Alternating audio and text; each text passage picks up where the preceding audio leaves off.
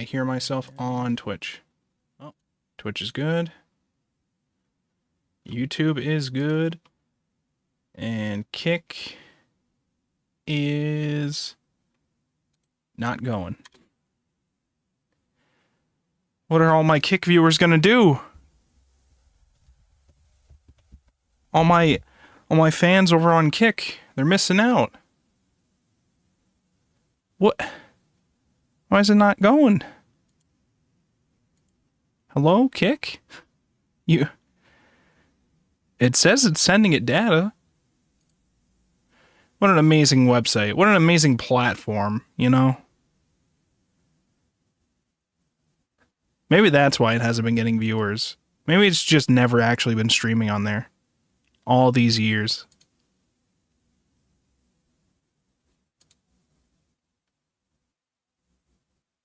Are you still here? Hello? Testing? Shadow? Well, you're not muted. But I don't see his thing lighting up, so he's not trying to talk. There you are. Okay. I thought I might have disconnected for a second, but apparently not. Oh, Kick is live. Okay. Took Kick a while. Alright, and stream... My mom's Apple smartwatch. Oh, yes, of course. Okay. Alright, so a couple adjustments have been made. I'm now going to be streaming... Well, on the back end, nothing will change. Well, on the front end, nothing will change with people watching the Anime Book Club. On the back end, things have slightly changed for me. Normally, before, I would stream with it pointed to my YouTube. That way I can select the broadcast and not have to deal with stream keys. But, if I decide to do streaming more regularly again, which I've been considering, I will not be doing that on YouTube, because YouTube is a bitch, so that would be on Twitch, which means I need the account to primarily be pointed to Twitch. So I've switched it back to Twitch, but that unfortunately means, I'm pretty sure that means for every single time I go to hit live stream on my end, I have to also remember for Book Club to get the new unique stream key every time, I'm pretty sure. Which is annoying. But why? Because every stream is different on YouTube. Oh. YouTube does not go to one page for your live stream. It's unique. The key at the least. Link. I got you. Okay. Yeah, that's why it's like it's sort of interesting because every stream will have its own chat thing, but it's annoying because you don't have one consistent chat that's like always there. And it's pretty much has to be set like that because it just auto makes it into a video and a chat. So every single time you do a YouTube stream, that's why you have to select a specific broadcast to do it on every time. And you also need a different key every time. And if you sign into OBS through YouTube, it will just show you your options automatically, so you don't have to deal with that. But if you're not doing that, then you have to put in the key manually every time. And I have to remember to do that for a book club. Okay.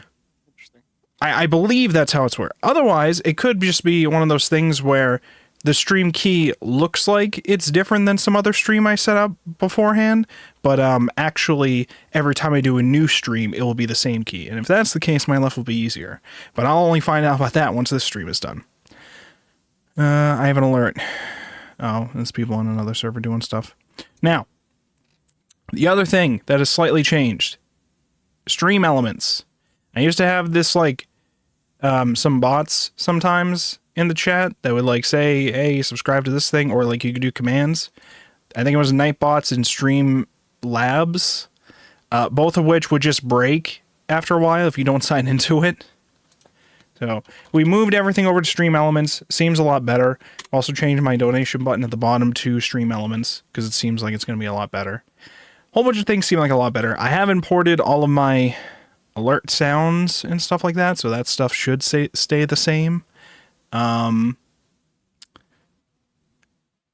do want to come up... All the chat commands should now be working again, too, so, like, if I go to Twitch... But specifically on Twitch chat, I don't know if it's a thing on YouTube chat. Actually, I can test that now and see. I don't know, Discord.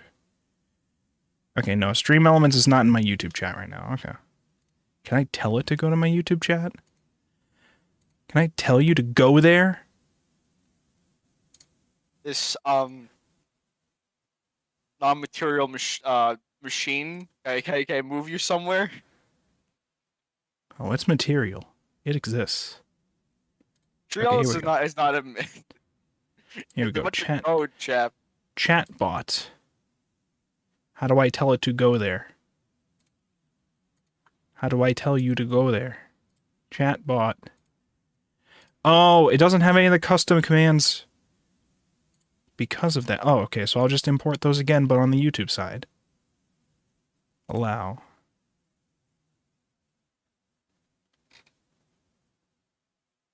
Yes, import. And if I just import those from the YouTube side, then it should just work. Discord. Okay, it did not work. Based. It is also not showing the commands for it. Please don't tell me I just... Oh, wait, no, I see the commands now. But I still don't see the bot in the chat, so maybe I have to turn a feature on somewhere to tell it to go into my chat. Streaming tools. No.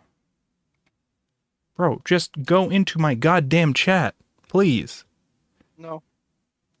Sorry. Just go.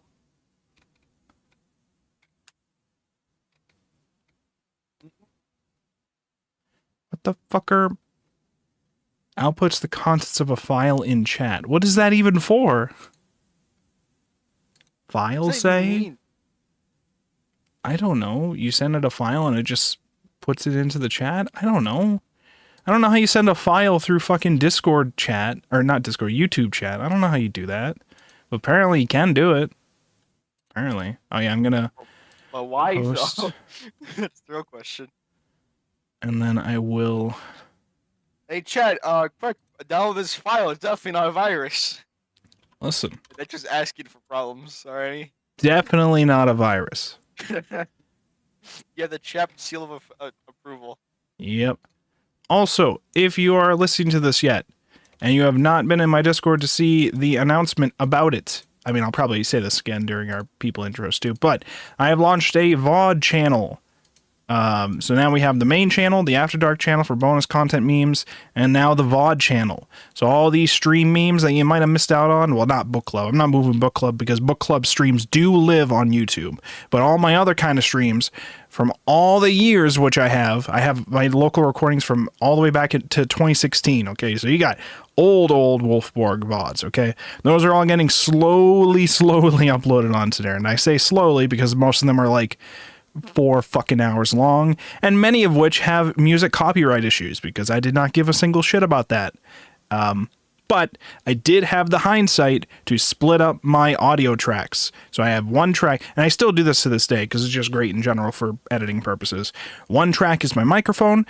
All the other desktop audio is another track. So I actually have 3 tracks when I have a VOD in the end. The one is the main track, which is what you hear on stream, which is everything combined. That's the first track. The second track is just my microphone, and the third track is just the everything else with the desktop. Everything except for my microphone.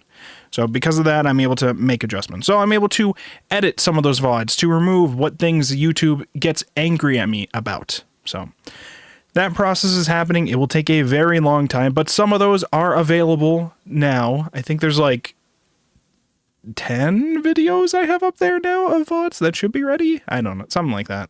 I mean, Some of the- 2016. That's why I started, chap. Listen, I got a lot of fucking stuff. I got a lot of VODs. Some of which I might not want to put on YouTube, depending on what the fuck was going on in them, okay? 2016 was a wild time, alright? I don't remember what the fuck happened in 2016, but it was probably not good. But I'll judge these things beforehand, you know? We will not be having Arimia tonight. We will not be having a Mitz tonight. It sounds like it's going to be me, Shadow, and Turndo. It sounds like that's going to be the cast for tonight, so we'll see. Well, that does meet the requirement. Yeah, you know, when I said needs at least 3 people, I think I'd adjusted to be like if there's at least like 2 people. Actually, no, I think I'm at a point where I'm just like, regardless, if I can at least stream, I probably still want to host a book club, because if everybody fucking abandons a series, like we pretty much almost happened with this one, which is weird because most of the people voted for it. If we have people abandon a series, that's the thing. you didn't. You almost did though. So, Did I almost? I mean, you were messaging me like the day or two before saying I might not go to this book club. I don't know if I can contribute. Okay, yeah. So I mean, I fucking look, man. This is some fucking text. Is all I can say. There's a lot going on. Okay, this is an incredible series though. We got some good shit going on. It's good. It just fuck me. Listen, we don't need incredible insights every week. Okay, Look, I have like pages of notes. I think my writing skills are improving because of this. Oh my god, you're gonna write your first ever video essay on Land of the Lustrous. I believe it. I'm not doing that. I'm not doing I that. believe it. Land of the Lustrous, fucking Annie-tuber shadow here. Okay. Annie-tuber? Yeah, it's anime YouTuber. Okay. Annie-tuber. I Get it right. Again. You know who's an Annie-tuber? Me. I'm an Annie-tuber. Okay. You're supposed to know these things. Fake fan. Fake fan. Other thing that I have fixed. So the website. Consider a friend. Wait, what? What'd you say? You'd be a fan of someone who you consider a friend. I would hope you are a fan of somebody you are also a friend to. I would hope. Okay, I mean, I would hope that would be the case. It'd be really weird to be a friend with someone that you're also a hater of, but I mean, I guess it could happen. I guess. I feel like friends a step above is all I can say. Alrighty. You gotta hate watch all of Justin's content. Is that what this is? No, no, I would never. So what was I? Oh, the other thing I fixed. So the links. So I eventually at some point I made it so you could go to like twitch.wolfborg.com, twitter.wolfborg.com, youtube.wolfborg.com. That way I don't have to deal with the whole, this Wolfborg has 1G. Oh, this one is actually not like a custom link. It has to be like a weird Discord thing. It's like an annoying thing. So instead I just made it all centralized as subdomains through my website URL. Along with that, I have been trying to make it so that they work with HTTPS, because usually people or their browsers will try to make it HTTPS and yell at you if it's not HTTPS. The links were working before. If you just did HTTP by themselves, they would not work at all if you tried HTTPS. So I attempted to fix that. Well, I mean, I wasn't originally attempting to fix that first. At first, I was just trying to point my original website URL, which was derekchaplin.com. That one was originally just like, I don't know, a game dev portfolio website thing I threw up a while ago. And eventually I added like menu links to my other stuff. I repointed it. The domain name I was using before for wolfborg.com go directly to my Tumblr. You could like set it up so that Tumblr just takes a custom URL instead. So I did that for a while. But then I also never used Tumblr, so it didn't fucking matter. So now I pointed wolfborg.com to my actual website, edited the website slightly so it doesn't really do anything really except have a home page, have my game dev portfolio page, and then like link out to other shit right now.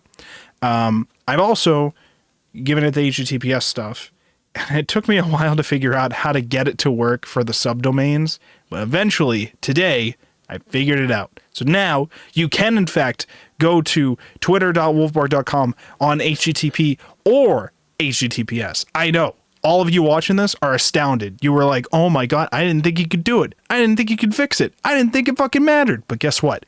It matters. Okay. I am a web dev and I figured it out. Fuck you. Fuck all of you who doubted me in my rise to getting my links to work on all fronts. It works. Anyways, Blue Sky. I have to post on Blue Sky, don't I? Yes.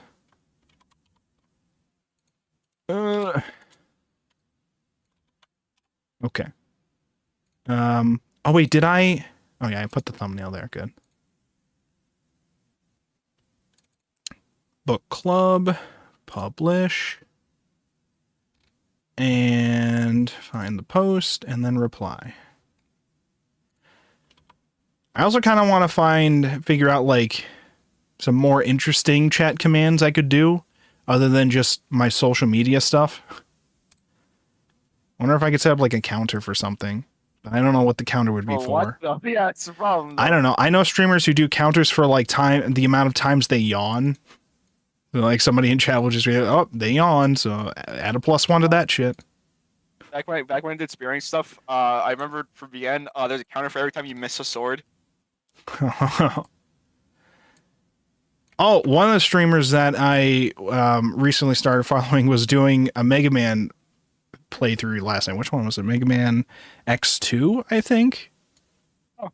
And then they were doing Ape Escape. Bro, they were like killing it towards the end, though.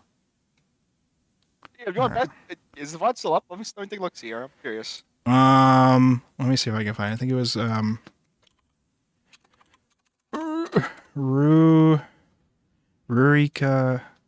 Yeah, it's twitch.tv/trickorsweets. That's their account. Right. Their VOD is probably still up.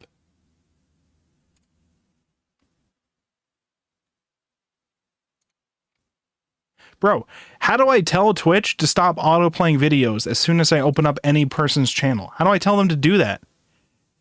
How do I tell it to stop? Okay, let us... Okay, I was about to @ Turndo, but he is here. Welcome, Turndo. Okay, I'm going to go into this promo posting thing. Why not?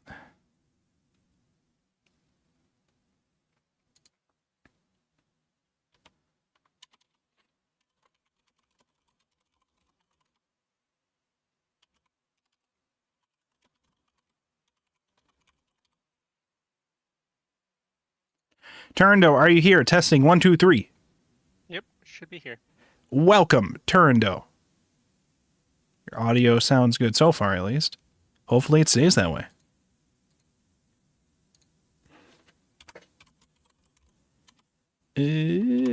Volume 7 and 8.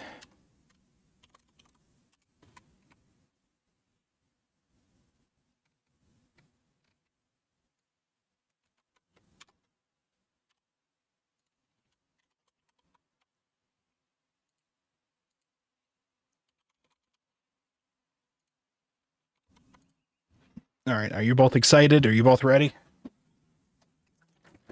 Yep. Because we're about to go live. I mean, we're already live, but we're about to officially start. Okay.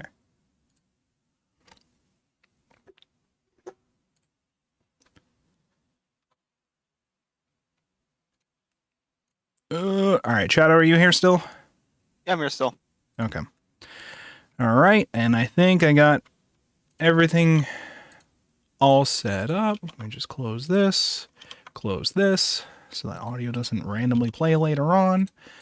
And check out these things. All right, we're good. Okay, we can take off the pre-show, and we are ready to begin. Oh my god, this is the wrong volume in my hands. I need volume 7 and 8. Here we go. Volume 7 and 8. All right. All right, let's begin.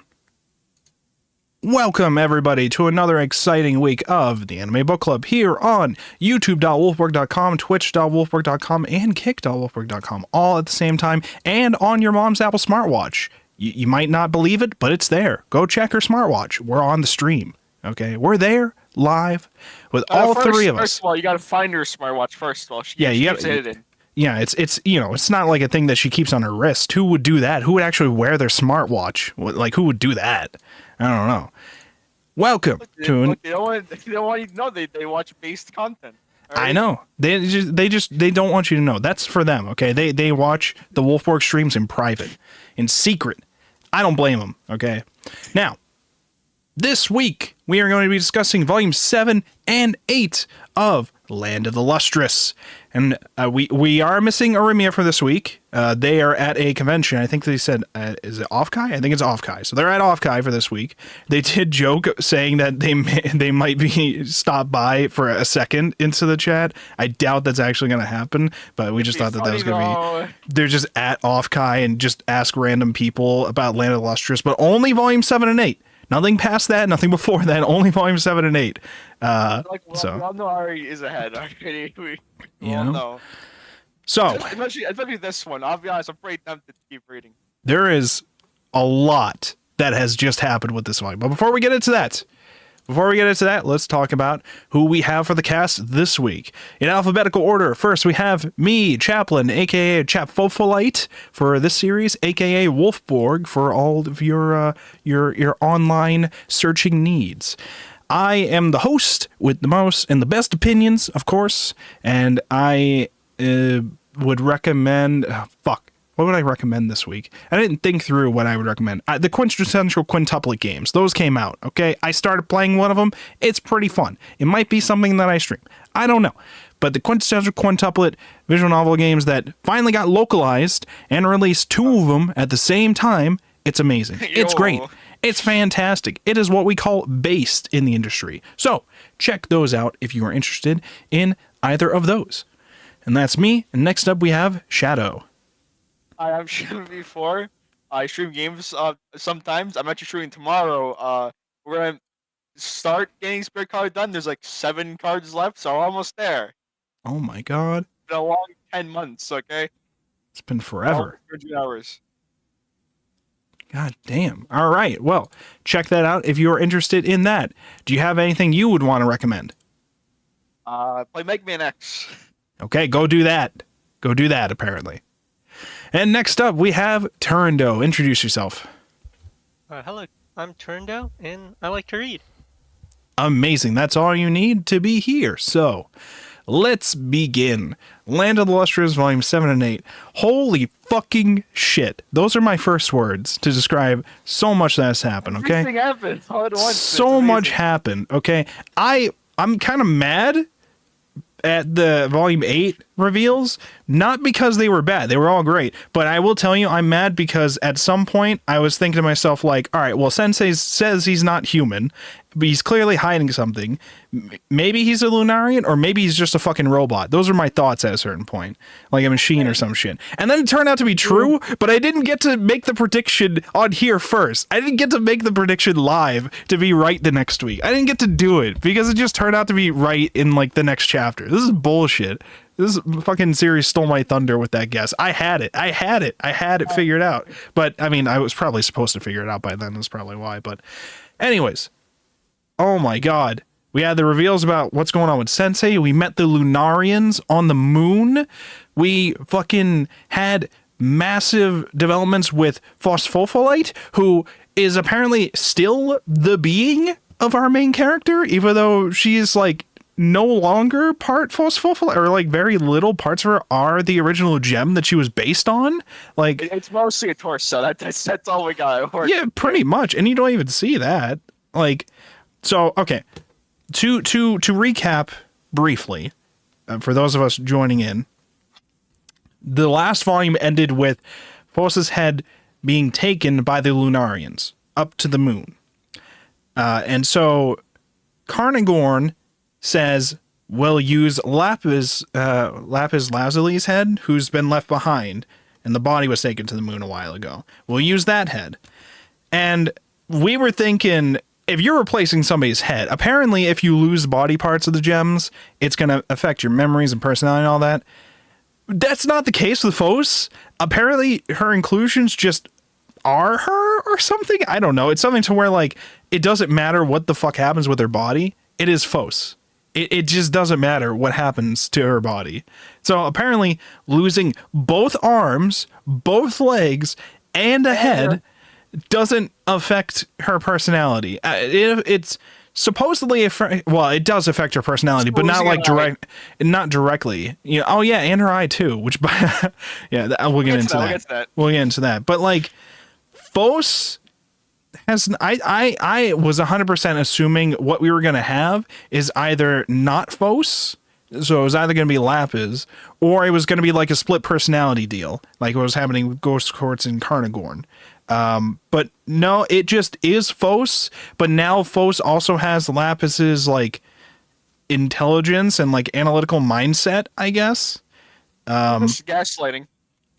Because she like before she was taken, she had pre-programmed her inclusions to do that once somebody was attached to her head, because just to give us a scale for how fucking smart this other gem apparently was. They playing, they are very, You know, they were playing the long game. play.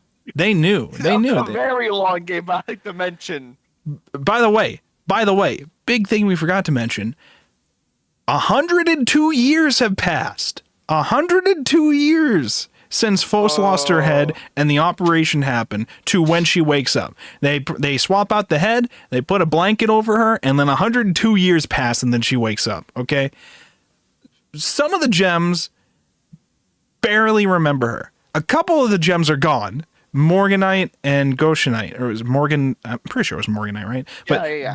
those ones are no longer there, but there are new versions of them that are based on like newer gemstones that they found over time. But the old ones were taken to the moon. So they had never met Fos before. I was wondering at first if it was, Fos has just lost memory. No, it doesn't seem like Fos lost much of her memories. The one memory that they did say that she lost was the memory of the story with the slug thing underwater. That's when she lost her leg, though. Yeah, when she lost her legs and explained to her about humans. So, I mean, she remembered the story about humans before because she mentioned it, but maybe she didn't remember it fully. Hold on, real quick. She forgot more of it, I guess. Real quick, is my mic really loud? Is it fucked up or am I good? Am I good? You're fine.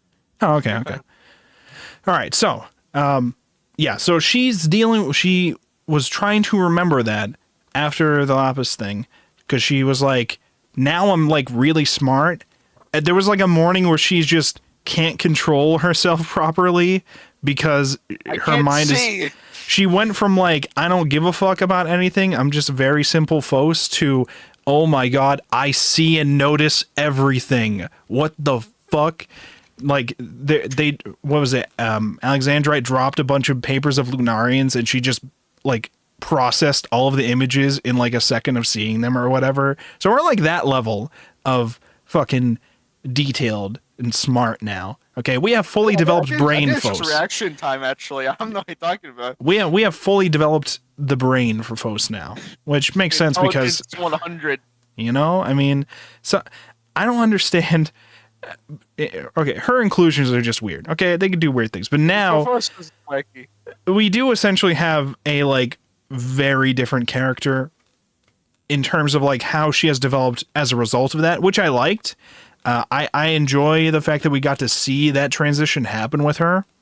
Whereas I think the last time when she got the golden arms and she was on winter duty all by herself, we just kind of skipped to that and her personality being like all depressed now or whatever. For this one, we actually got to see her transition from like just waking up and still in her old kind of state of mind to what the fuck? It's really annoying how I notice fucking everything now. Actually, wait, wouldn't this be smarter if we did this? And like things like that. Like you slowly see that more. And it helps towards her suspicions towards Sensei and the Lunarians in general. And then we have a confrontation happen between her and Sensei, but he just kind of brushes it off still. Yeah, it's okay. Sorry. Can't say. Sensei's interactions are just always like, no. I do you know this dog? No, but you said its name. Did I? Oh, well. I invoke the Fifth Amendment. I cannot say more than that, and things like that. Is like, he's like, and we understand why now. The Lunarians explain that Sensei is a machine. He's specifically a prayer machine that the humans invented. The reason for his existence kind of confuses me, and like the main driving point, but we'll get into that. I want to see if there's... So, Fos is able to more better process things now, and she decides to go to the moon. So, as you do. Carnagorn and her do like a little acting thing to have the Lunarians take her, but that she's still able to fight back so that she can like, kill the Lunarians if needed on the moon. So the volume 7 stops with her being taken to the moon. So we had, I'm trying to think if there was any other important thing. Oh yeah, she met one of the slug people another one, because apparently, you know, hundreds of years have passed, but the slug people, the like snail folk or whatever, they like all recognize her as like the great ancient one who like helped their leader or something like that. So they like know her, and apparently when she finds more of them in the Lunarian world, they like worship her. So yeah, and I mean, she's got like the legs to prove that she knew the old one, so it makes sense. Vols has had a lot of changes happen to her, and now she's questioning Sensei a lot more directly, and it especially blew up when another new type Lunarian was sent, but this type was like just a figure that stood there, and it was like a deformed figure. So they were commenting about how the figure looks like Rutile. And then the sensei called her doctor and said, "I can't kill this one." Oh, it said professor. Well, in your translation, it probably says professor. I understand. The point being that the thing that they encountered that day was like a recreation of the sensei's original creator. And that's why he had a whole emotional thing where he's like, "I can't kill this one," or whatever. That's how the Lunarians play. The Lunarians are pretty much just trying to fuck with Sensei. That's all they're ever really trying to do, so that he can do his job as a machine. Because apparently it's somebody broke down and he's not doing the prayer job he's supposed to for them. So they're just kind of stuck in like purgatory land there. He's become like Fuss. He's become lazy. Yeah, so he just isn't doing the prayer thing for these things like he's supposed to be, for reasons unknown to us right now at this time, other than the Lunarians just saying he's broken. Now, whether or not the Lunarian words can be trusted is a whole different discussion. I'd say it sounds about in line with what's going on. That's about right. Honestly, I buy it. And honestly, Sensei's actions do not help if that is not the case. But Sensei doesn't seem like he gives a shit. I don't know if Sensei cares. So Sensei seems like the type that's been pre-programmed to quote unquote love these like gem beings, but like all of it seems kind of like fake or like not doing the bare minimum to do it. I can't tell. But then he'll also have the emotional outbursts like, "This is the figure of my old owner," or like, "This is my old dog," or something like that. Like, this is some like game that this is an old game board game thing that we used to play. Like the Lunarians are trying to fuck with his past and like take these things away from him, or like kill them, or like take away the other gems to like get him to do his fucking job one way or another for the prayers. And so the doctor thing, I do question the fact that they said the doctor thing or the professor thing looked like Rutile. I'm like, has the sensei just modeled all these other gems based on people he used to know, like humans he used to know? Is that why he's like so desperate to take care of them and all that? He's just modeled that, like Rutile's probably just based on his creator, and then like some of these others are probably just based, because they made it a point to show us that every single time they get enough stones to like make a Lunarian, Sensei chisels them out himself in a form that he chooses. They made it a specific point to like jump cut to us seeing that for somebody, so that we know that they don't just naturally form the way that they are. They are crafted to look like human forms because that's how Sensei designed them. And so it probably also extends towards like people he used to know when humans were still things in this world. So, and I guess him being a machine probably explains why he's like sleeping all the time, and sometimes he's probably like conserving energy or whatever. I don't understand how energy works for him yet, but it might be like some kind of solar thing where like he just has to sleep sometimes though because of how his body runs. Yeah, because I know, like I remember someone like I remember it's like mentioned like Metal Gear, like how they'd be like extremely inefficient. Yeah, like I wouldn't be surprised. You know, so we have the Lunarian trip, where Lapis, Phos, whatever you want to call them now, I'll just call them Phos. Phos is taken to the moon as a part of their plan, all according to Keikaku. And she's ready to fucking kill them all and save her friends or whatever. But the Lunarians aren't really scared on the moon because they just regenerate super fast on the moon. They also speak.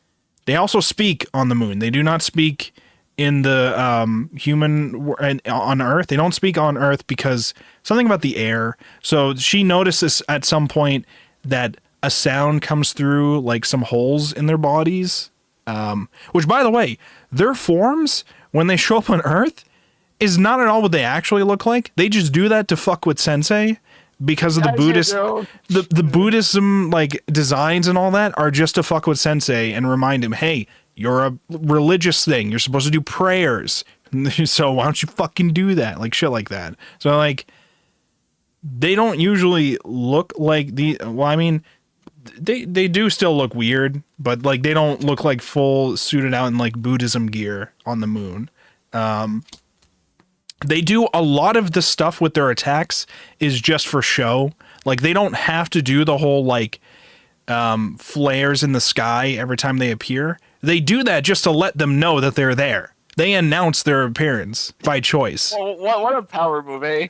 Because, like, apparently they could just go there completely camouflaged and not do a whole thing. But they do it just to show people, hey, we're here now. It's time to fuck with Sensei. So, Sensei's time to be messed with. You know, gaslight you. There's so much that's going on with the Lunarians just trying to plan ways to get Sensei to just do the prayers for them. So it sounded like, I'm still kind of a little confused about the Lunarians thing. Their whole thing sounded like, we are the spirits of all the humans that have died, and we want to die. We would like to move on, but we can't move on until we receive prayers from another like human being. And I guess Sensei is designed in a way to do that job, even though he's not human. He is supposed to be able to send them off to this alternate dimension that they believe in, which I guess would probably be heaven, in some kind of way. Afterlife. Yeah, some form of that where they can move on. Essentially, they're stuck in like purgatory mode and mostly live on the moon for this. Freeze the moon. I should have known. It all makes sense. You know, and that's very far away. That reminds me, one of the translator notes explained this too. Some of the Lunarians may look like they have bunny ears, and that's because in like Japanese belief is that bunnies or folk tales believe that bunnies are like on the moon and shit. Yeah. Yeah, they're making mochi on the moon. Yeah. Yep. They're making the mochi. So the Lunarians, the like prince dude that they have there, who seems like he's in charge of them all right now. I forget what his name was. He's talking with. Mentioned once. Yeah, he doesn't want to be named. Like Imetch or something like that. Yeah, is something like an AE name. We also had another one named Cicada. I think those are like the only two we got names for. Yeah. What a name. The Cicada dude is like buff, like himbo dude. He's like, I will protect you or whatever. Like he's, I'm here to watch your every move. I mean, show you around. Yes. Then he's like, you know, he's doing what he's supposed to. He can't read, but he's doing what he's supposed to. He's doing his best. He's doing what he can. And so the prince dude there is explaining to Fos about what they know. They're like, we don't mind explaining everything to you because there's really nothing you could do about us, it seemed like. They're like, you could try to some form of it. You can't exactly kill us, and there's not exactly any gems to bring back, because we just kind of ground them up and make them into dust on the moon. Yeah, so the moon is now like layered on dust of the other gems, specifically to fuck with Sensei. It is only to fuck with him, to say, hey, if you look up in the sky of that moon, it's being lit up, the reflection of the fucking gemstones. You know, so they are only being attacked. I think at some point it was like suggested maybe they're being stolen for decorations there. They don't even steal them for that. They just steal the gems to fuck with Sensei. That's all it is. Because Sensei stopped doing what he was supposed to do at some point, or just never did what he was supposed to do at some point, and just started a rock collection instead. And so he's been stuck in rock collection mode. Got rocks on the moon. I know it tells you about cheese, but it's not. Listen, moon rocks aren't as interesting, okay? They need... He wants the gemstones, okay? He wants the gems. He wants the minerals. He wants the minerals, Marie. So...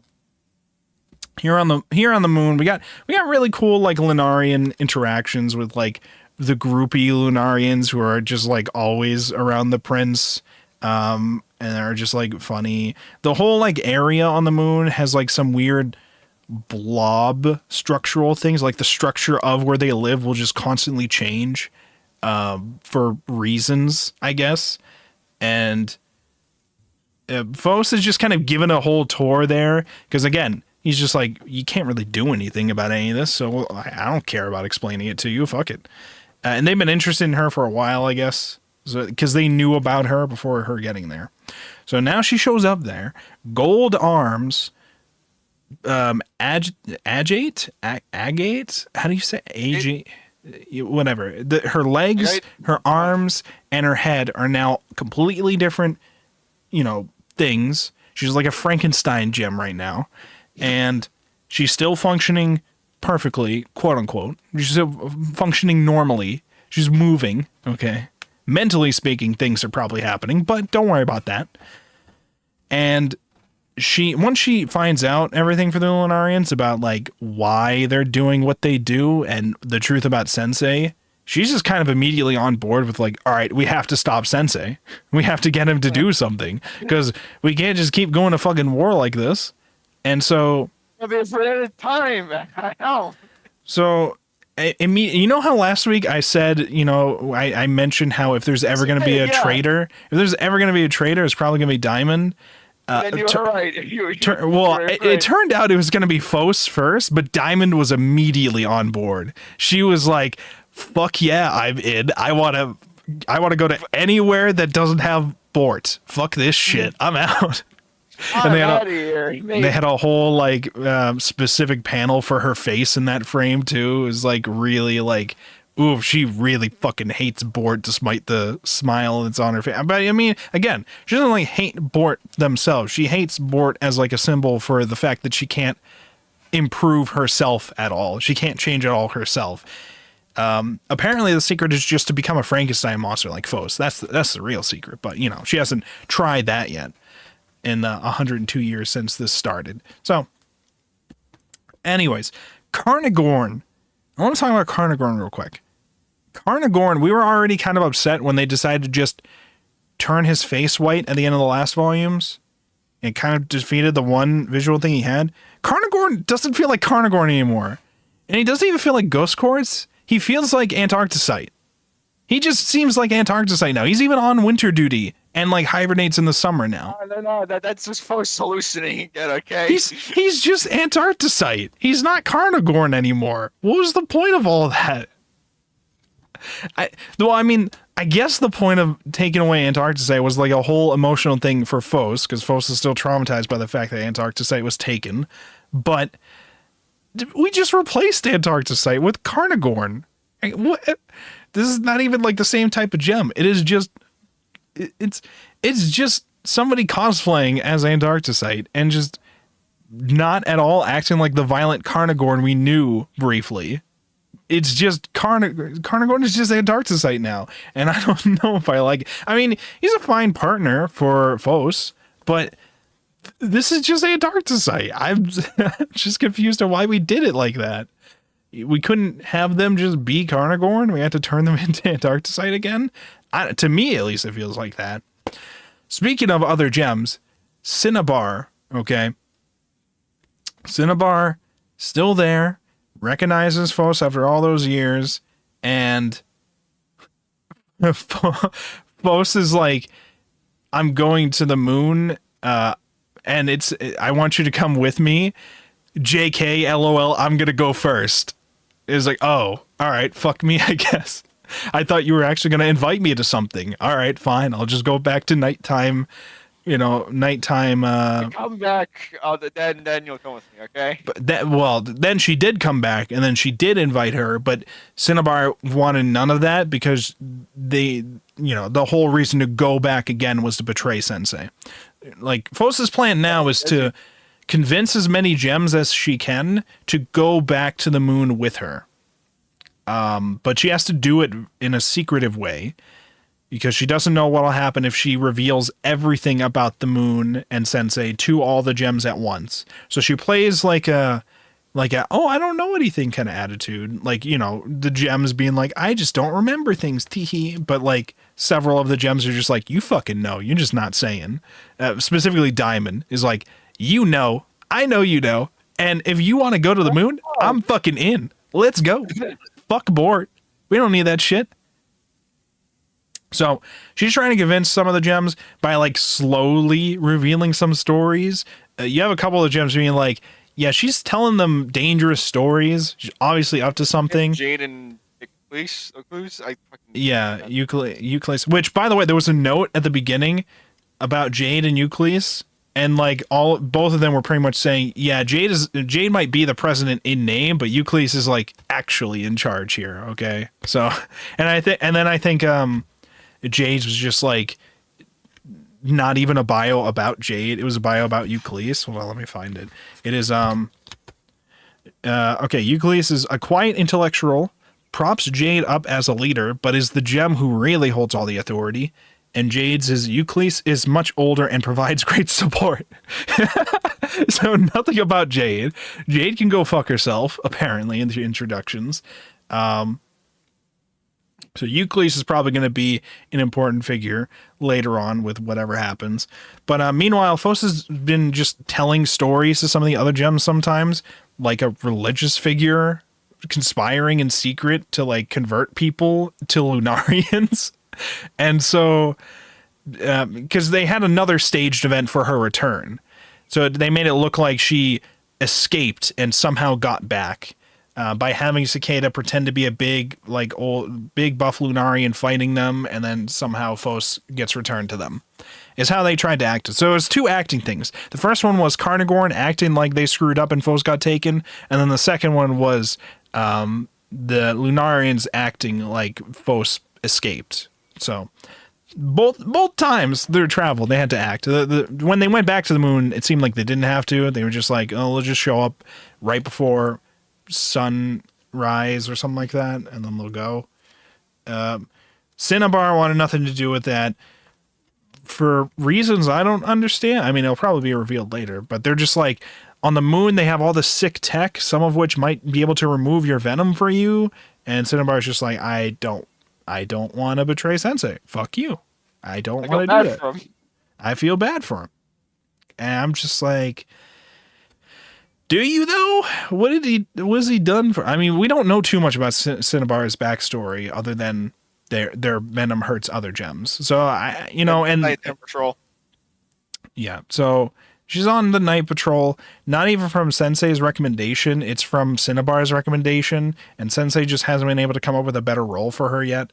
And that's pretty much like the amount of the history we know about them, I guess. So we don't know too much about why Cinnabar exactly would have this much of a connection with Sensei, although there is a repeated mention of how like them and the Lunarians with the prince, that like these are different figures where like these other people just really worship this one leader, and when you actually look into it, they don't understand why. They just do for reasons. And sometimes it's just because they know, or like they're stronger and like they know things. Other times it just seems like it's just because they're the big honcho, I guess. Big I don't shot. know. Yeah, I guess. I mean, they make a whole speech out of like the guy being referred to a prince and how he's just like, it's just a title. It used to be a thing in the world before we became the things that we are now. Them back in the day, you know. It used to denote like the children in line to like the leaders of the world, but like it's just a title they've given me. It's not like what I actually am. So it's one of those things where it's just trying to tell us like these are both different kind of figures who are looked up to by these groups for reasons that we don't know when they started or why, but like, you know, if you get a certain amount of people who do that, and then the rest kind of just follow because, you know, they're dependent on them at a certain point or some extent.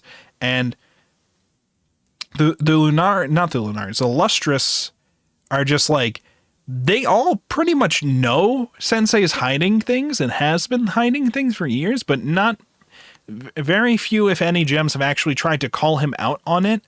And apparently, Fos has found out even if you do, he will just be like, yeah, I did that. I can't tell you more. Like, Fos walks up to him and is like, is it true that you're a machine? He's like, yes. He's like, Okay. do you want to know where I heard that? No. Do you want to know who told me that? No. Do you want to know why I asked? No. Do you haven't talked to me since I came back? Okay. Do you need anything from me? No. Can I do this thing? Sure. Why not?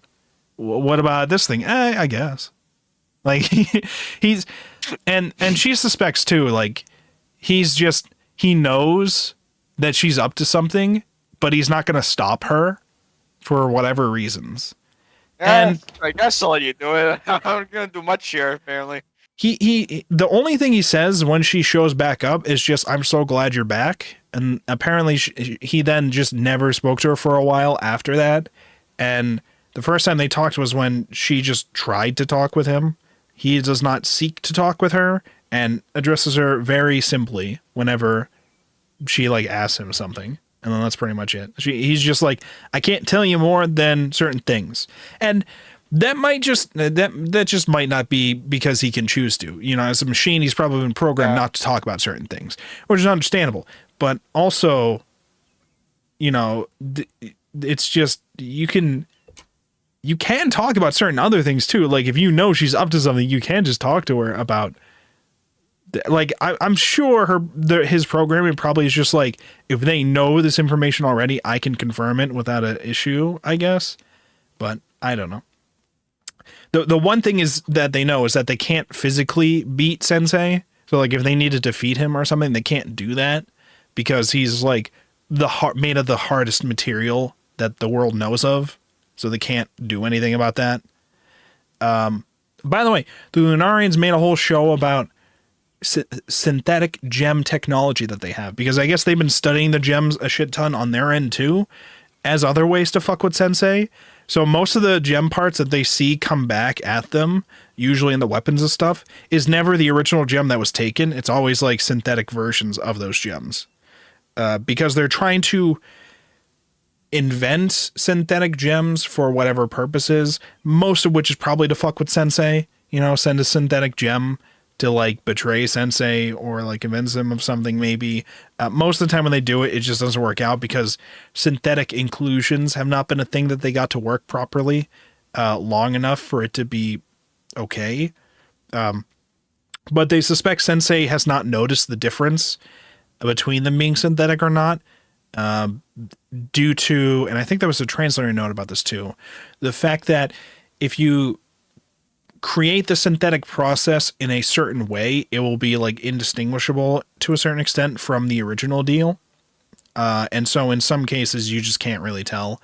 But it would make a difference when you're trying to see them like as a living being, because in the synthetic version that they've been able to make with their technology, they haven't been able to get the living part to work out. So that's why they just use them as part of like weapons. Again, mostly for psychological warfare, mostly to fuck with Sensei. This is the running theme here. We got fight is an impressive motivator. You know, I mean, they tried at first. They tried being like, please help us, please. And then I think they said they threatened to kill themselves a couple times, being like, you do it or else. It's like, well, they're essentially just stuck. They like can't do anything. And so they're just kind of stuck on the moon waiting to like go to the alternative dimension where they could just be nothingness or whatever. So I don't fully understand. Does that mean every time the Lunarians are defeated, they actually just go back up there to the moon? Are they just never actually defeated, or what happens? They're just trolling every time. You know, I don't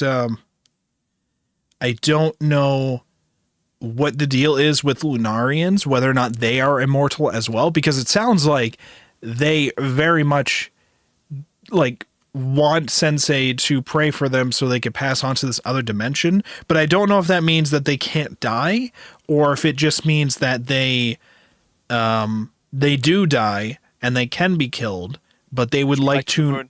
Yeah. Well, I don't know if it's that they would go back to the moon, or if it's that they won't exist in the way that they want to afterwards.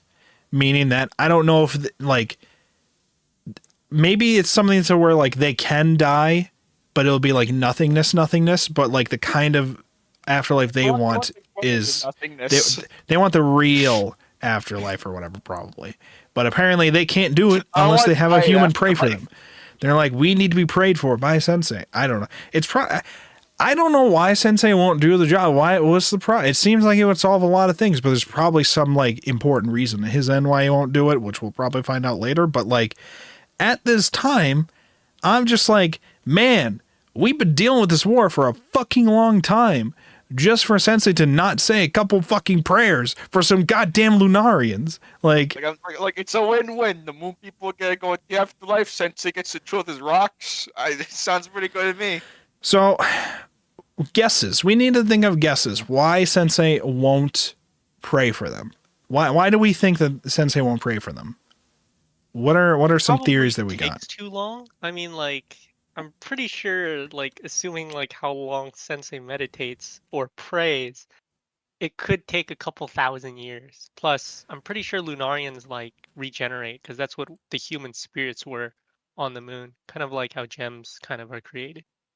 So does that mean, because I did see that they get regenerated when they're on the moon. They regenerate faster on the moon, at least they said. But does that mean all the ones that it took them a while to defeat could just appear again? That's the part that confuses me. Like the big dog thing or the game board thing.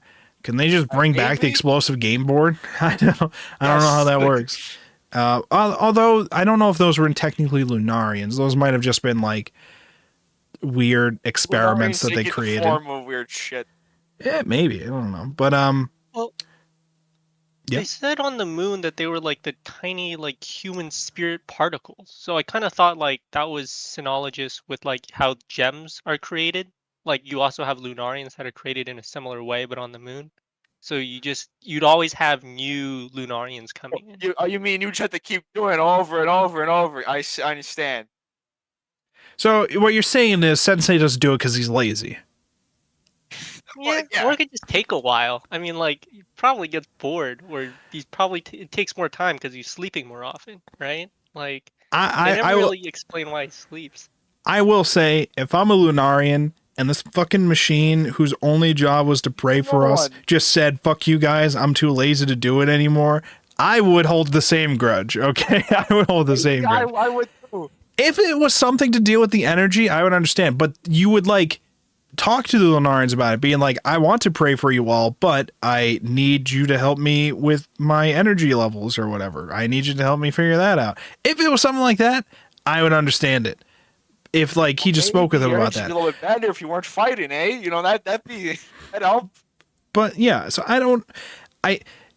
in my mind, it has to be some kind of personal connection with the spirits. It has to be something like Sensei has grown self-aware at a certain point early on from his creation, probably after the death of the last human, to where he has realized that these spirits are these Lunarians are the spirits of the humans he used to know, and so because of that, he will not pray for them because they're like the last remnants of the humans that he knows, and so he's not praying for them out of like his own machine, like, I don't know, maybe program need to protect his creators, or like first robots. Robot cannot harm humans. Yeah, because maybe at a certain point he just realized, because he made the association of the spirit is actually the humans, and I'm not allowed to harm humans, therefore I am not allowed to pray for them so that they can move on out of this ethereal plane, because I want them to live, and so I'm not allowed to do that. If it's something to that effect, all you got to do is explain that to them. But he won't. But it could also be that he's not allowed to explain that to him from the programming, which makes this kind of frustrating to come up with theories about. Because you could explain most of the reasons why a thing didn't happen by he might have just not been programmed to do it. And it's annoying because now that we know he is a machine, it's hard to tell which of his emotions are like genuine and which are just like imitated emotional responses. It's hard for me to like picture which are which, especially with how like he's responding to people like Fos being like, yeah, sure, yes, okay, whatever. Anyways, I'm going to sleep. I mean, meditate. I'm going to meditate. Like, I don't understand it. I don't know what to believe with Sensei anymore. But also, I still don't know if I fully trust the Lunarians, especially the Prince guy. Maybe Cicada. Cicada might just be a dumb, like, bodyguard dude. But the Prince might also just be up to weird shit. He could Everyone's lying. That's what I'm saying already. be. Everyone's full of shit. The fun explanation is that Sensei no longer believes in Buddha anymore because you have to pray to someone, right? Yeah, true. If he became self-aware and realized that there is no Buddha or whatever, and then it's like, well, what do I pray to now? Yeah, I mean, why don't you just explain that to them? Funny. I don't know. In any kind of case, it seemed like whatever went down the Lunarians and Sensei, he will not pray for them. For whatever reason, he will not do it. And so the gems have to suffer as a result. They have to suffer as casualties because the Lunarians can't do anything about Sensei himself other than fuck with him mentally. So they just keep trying to steal his little rock collection and fuck with it like a little high school bully, pretty much. They just got to keep doing that. They're just like, we're taking your gems and then we're grinding them up and laying them down on the moon. Fuck you, Sensei, you piece of shit. You should have prayed for us. And we'll just keep doing this. They have like a whole technological factory on the moon somehow too, with all that they're doing. They're doing a whole bunch of weird stuff. They have some like crazy technology there. And this is where Phos is just like, oh, well, maybe we're able to remove the venom from Cinnabar, or maybe we can fix Podparasha there. That's how she got like Rutile interested, being like, maybe some of the stuff there could fix Podparasha. And she only thinks about Podparasha all day. So Rutile's like, I think I'm in. Yeah, I'm in. Yeah, we're going. We're going to the moon. I like how the covers for these 2 volumes are sick. The thumbnail that we have here, it was the cover for volume 7.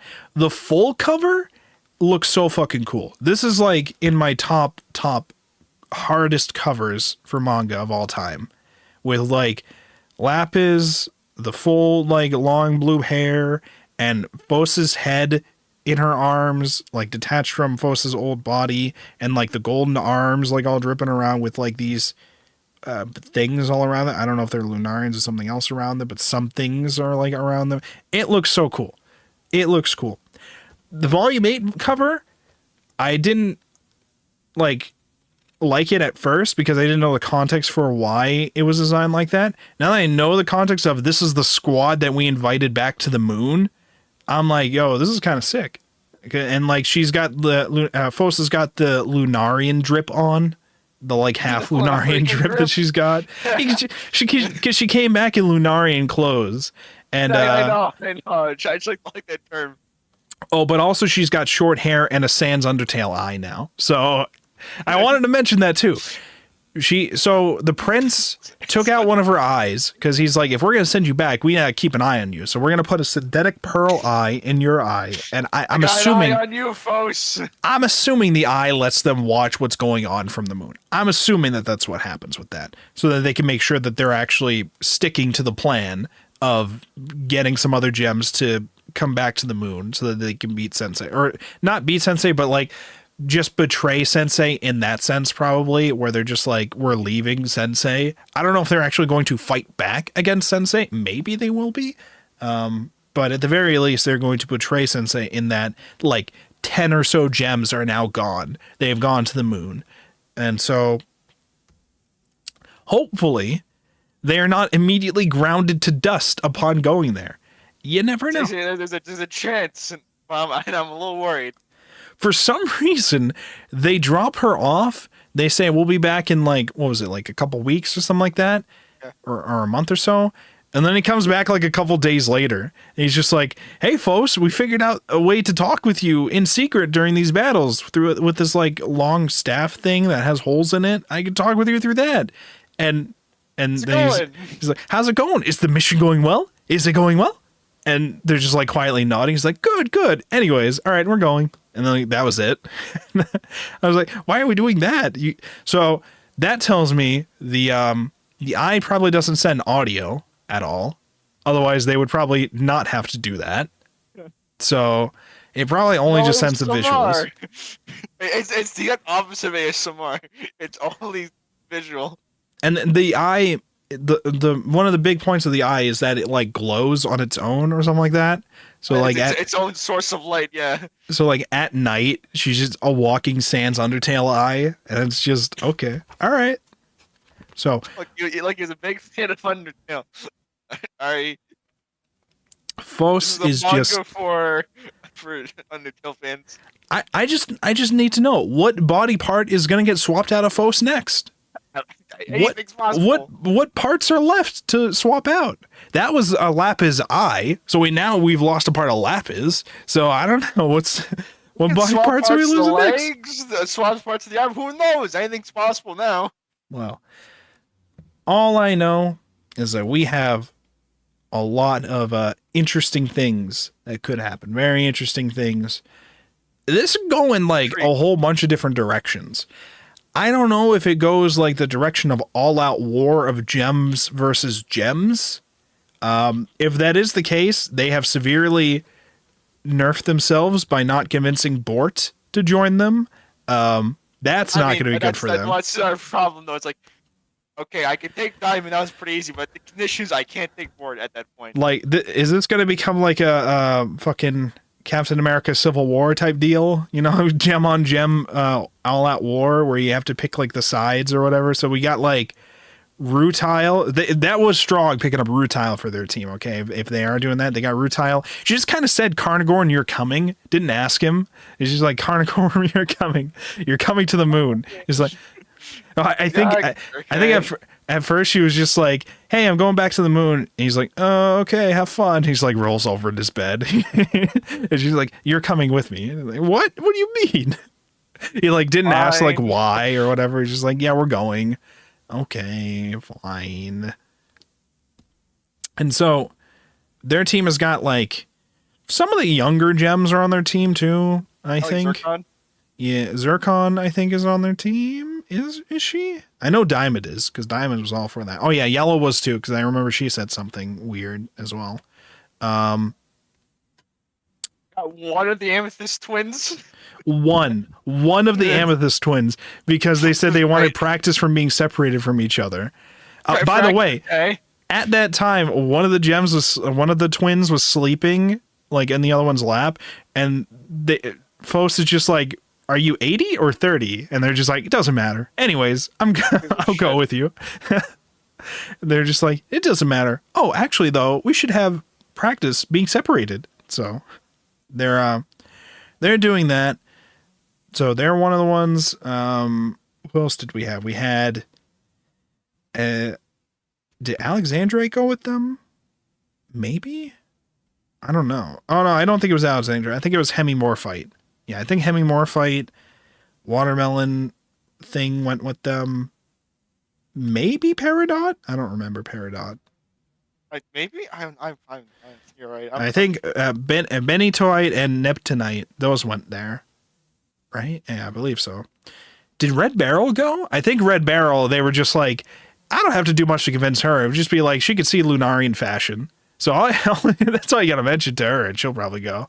So she's probably in the group too. Oh, wait, hold on. Speaking of, I remember at the very start, she goes on this like big speech, like why fashion matters. Yes, there's a whole long speech from Red Barrel, because I think Carnagor's just like, why the fuck do I have to wear this pajama shit for like winter or whatever, or like some kind of thing.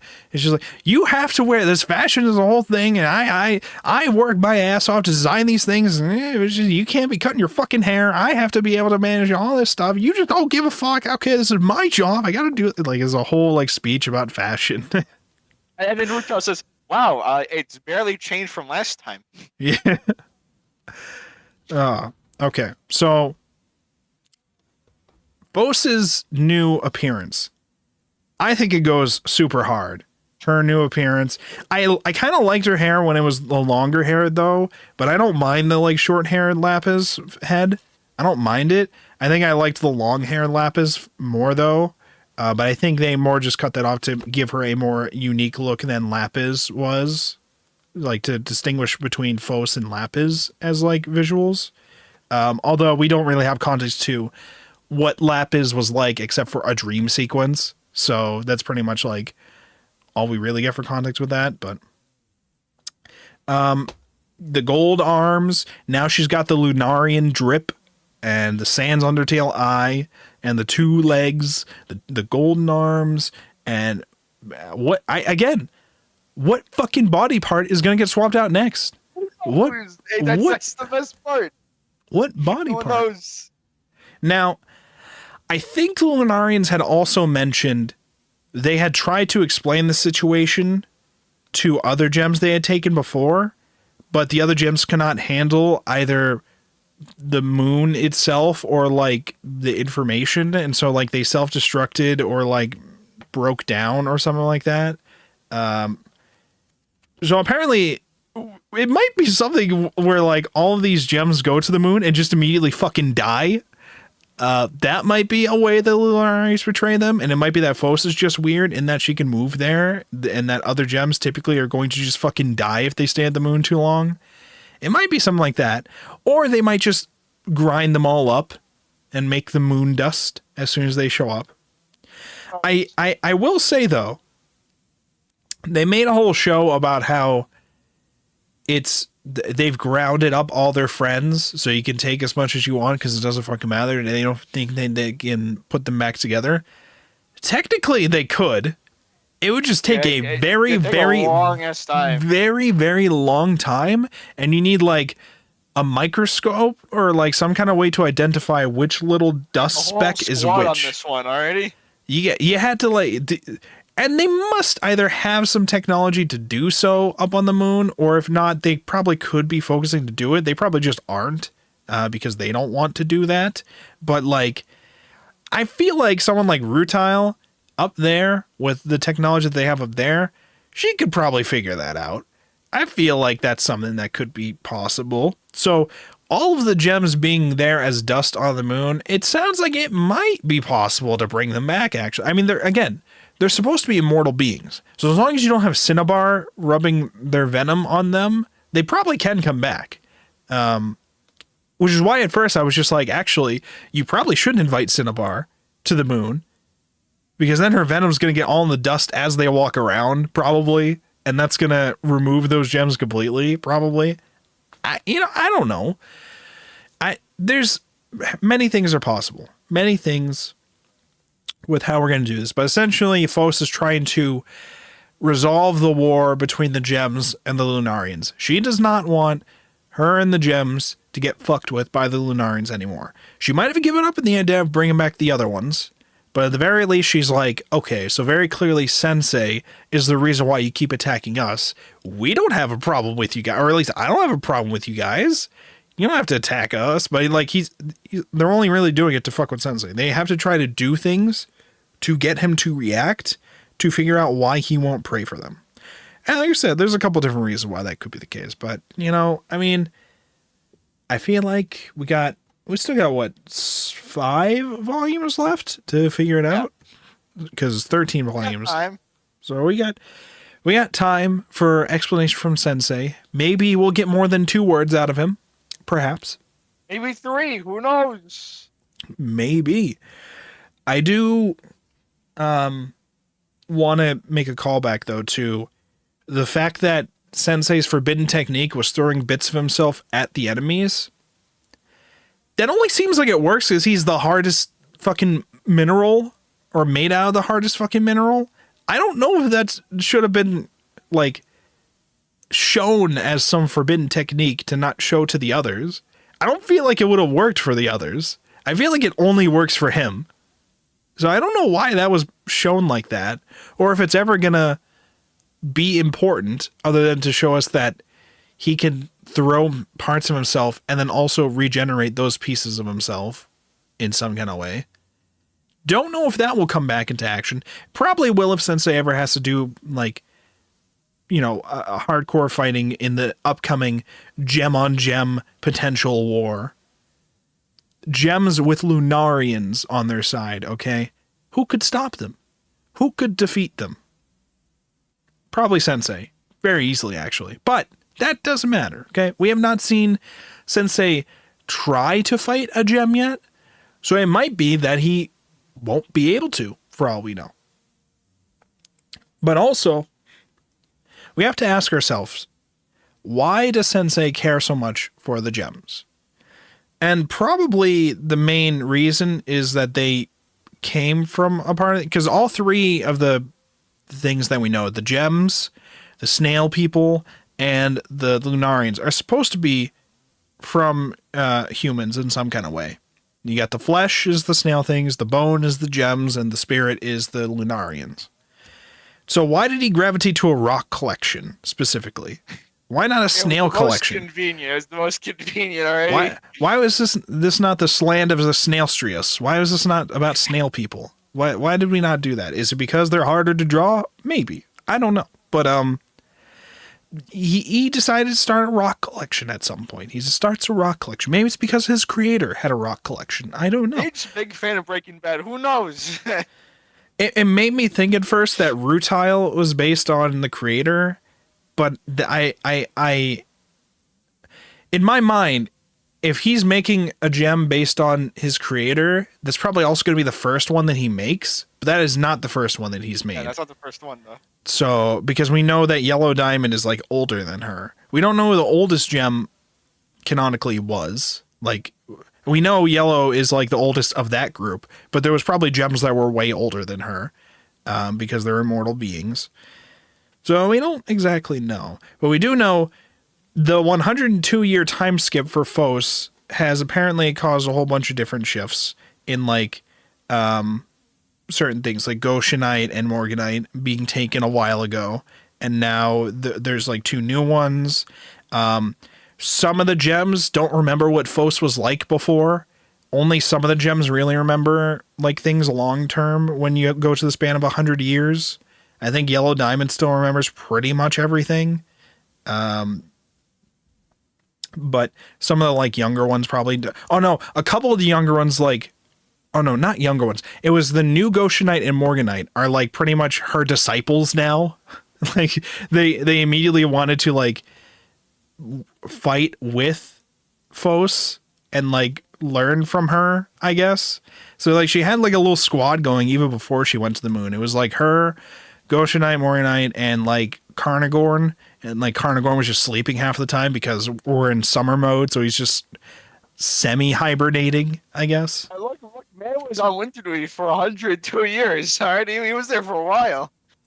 You know, I mean, I love too. There was like a when Phos was convincing Carnagorn to come back to the moon with them.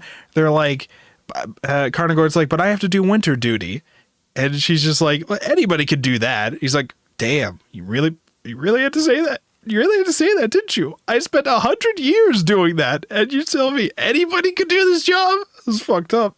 It's fucked up. Oh, that was hilarious. That was a good one. There's nice little comedic bits still throughout the series, despite the fact that things are getting far more intense and far more like the stakes are actually moving forward at like a really cool pace now, with things being revealed and like the different like developments happening among the different factions of the gems. I'm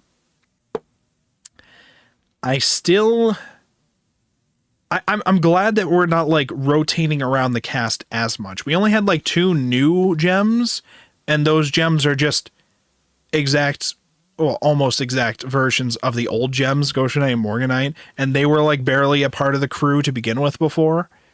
So, you know, we kind of calmed down on that to more focus on the plot thing. And I'm glad for that with where this series seems to be going. Again, I am really nervous about how the teams are split up here. If there is going to be a gem battle, okay? You got like fucking Euclid. I think Alexandrite stayed back. Zircon, I think, is still back. Yeah, because Zircon and Bort would be together. And then Cinnabar. And then I don't remember if Peridot went or not. But like you have like those are like the main gems that like stay behind. And I think Jade as well stayed behind. And like the other side, you got like Phos, you got Watermelon, whatever, you got Rutile, you got Diamond, one of the Amethyst twins. Yep, each side's got an Amethyst twin. Perfectly maybe, balanced as all things should be. you know, the diamonds are, so I think yellow diamond and diamond have gone, but board is still behind. So board is like going to be a massive player on that other side. Red barrel, I think, went to the moon. I don't remember if Seraphine or Cephine or Peridot went. I don't remember where they went. But I know Hemi and Watermelon, I think, went to the moon because they're on like the cover. And Arngorn. oh yeah, and Carnarvon. Carnarvon went to the moon. Forget him. He's got his 100-year streak. Listen, they're going to the moon. Oh yeah, and Benetoit and Neptunite. Those ones also went. Oh yeah, we there's a couple that we still haven't seen in a while though, like Obsidian. I don't remember if Obsidian was ever taken, but I'm pretty sure Obsidian's probably just somewhere there. I don't know, they could probably do a whole bunch of things, like introduce other gems that we just haven't seen yet for like the upcoming battle too. I said before, there's 28 of them total. There's a lot. Although, like minus like 8 at that point. I think it's like an even 10-10 split now. Who have we lost so far? We have lost Sapphire, Lapis, Ruby. Well, of the ones in the cast that we've actually met. Yeah.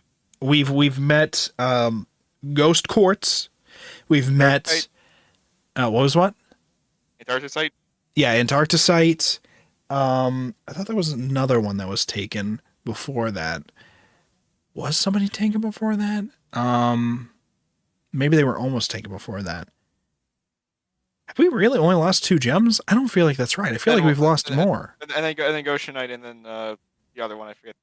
Oh yeah, Goshenite, Morganite. Yep. I feel like we had lost more gems than that though, but maybe No, they it just feels weird.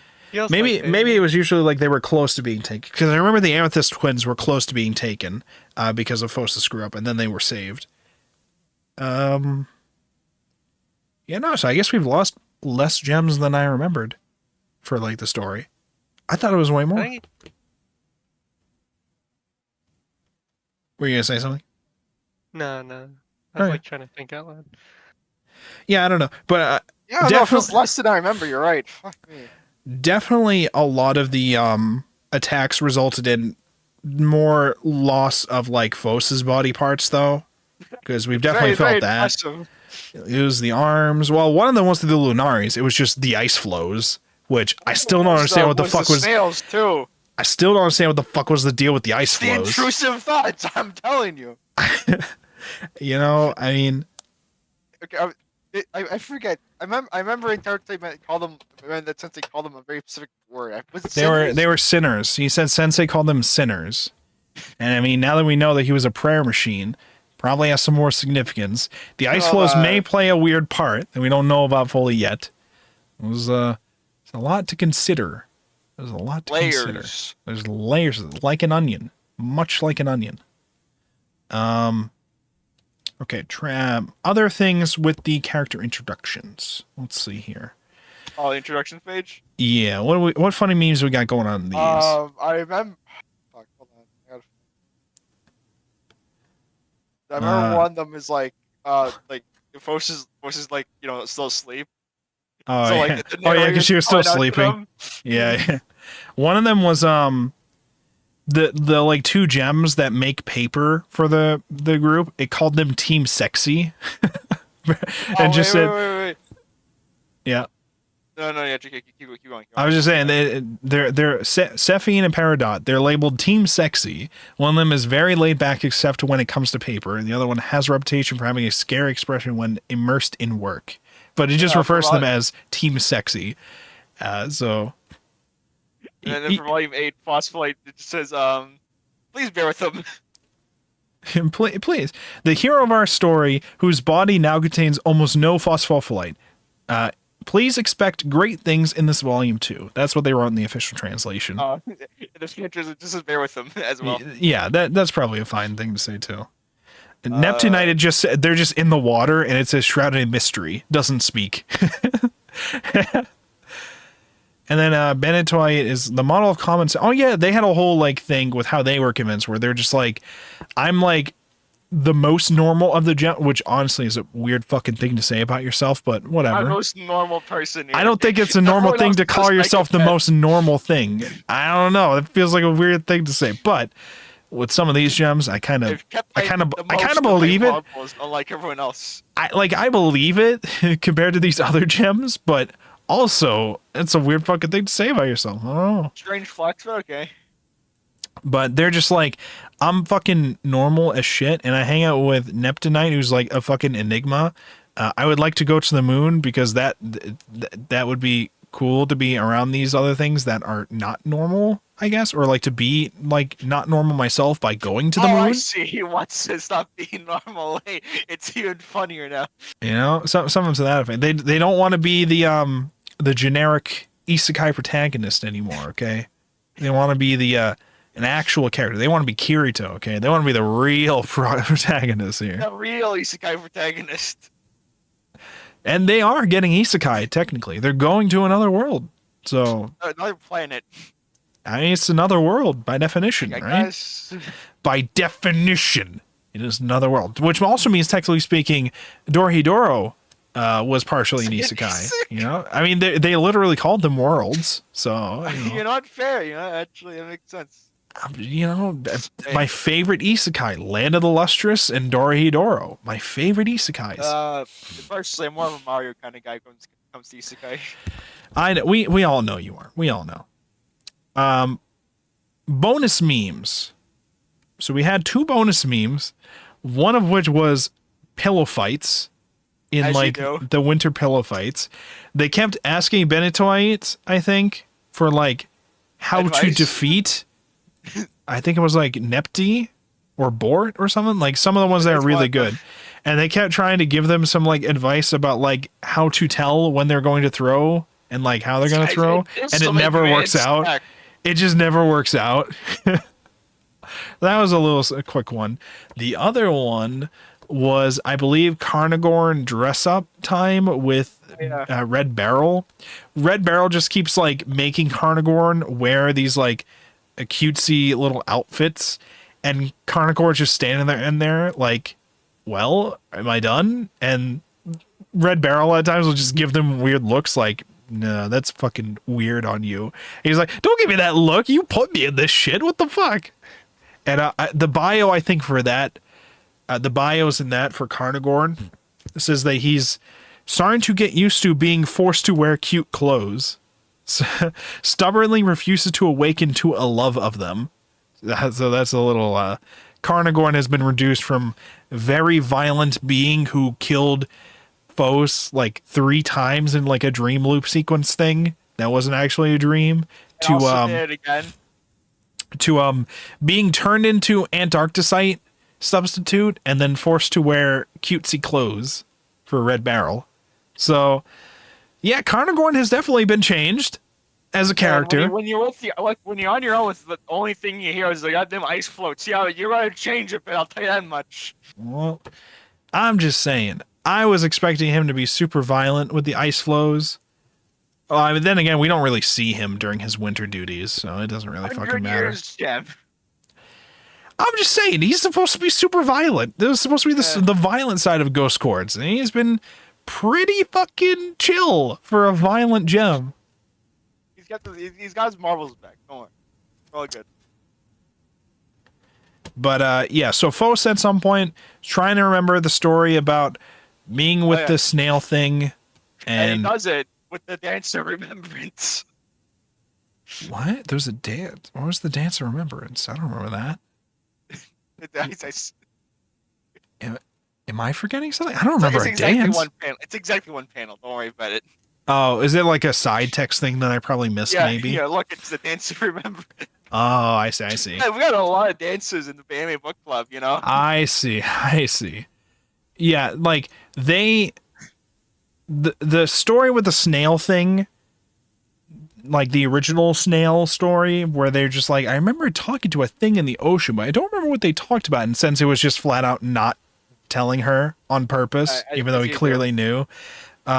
She eventually met another snail thing who eventually did remember to tell her, or like remembered what it might have been to tell her. And said humans. And that's how she pieced together more about humans and then became more suspicious and then decided to go to the moon. And then she went to the moon and discovered the truth. And now she's trying to betray Sensei. Sensei clearly knows that that's probably going to happen.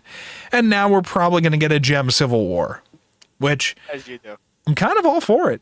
Kind of all for it. I'm down. I feel like that would actually be kind of sick to I'm actually a fan have of like war. to have some like real stakes with these gems to each other. Yeah, I feel like having them just fight these like emotionless Buddhism looking figures every now and then wasn't really adding much. It's an army of something. I They're like the antagonist vaguely in terms of like you don't really have one figurehead to look at as the bad guy for a while. Now you're at a point where you're just like, are the bad guys Sensei or are the bad guys still the Lunarians, but it's this prince dude more likely? Who's the bad guy that we're supposed to be worried about? Who knows? Maybe it will be Fos. Maybe we should be concerned about her having a brain. Maybe she will become evil. Evil Fos. She's looking like she's getting evil. I will say, ever since she's had the gold arms and the gooey things that they can do, she could, and the body horror scene that we had in one of the volumes, she could very easily turn fucking evil, probably.